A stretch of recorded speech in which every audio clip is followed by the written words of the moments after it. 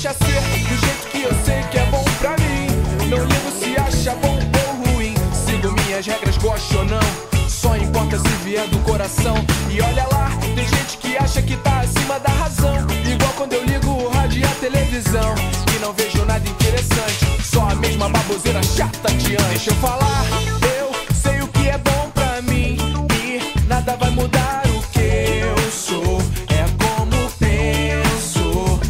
Se reparar que muita gente fala, fala e no fundo não diz nada, tem coisa errada. Se eu sumir, se eu quiser fugir, livre pra viver o que eu sou, dono do que é meu, isso não vai mudar.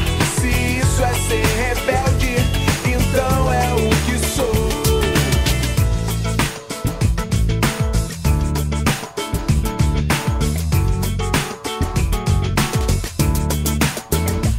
Às vezes eu sinto que estou na contramão, mas ninguém vai mudar minha direção.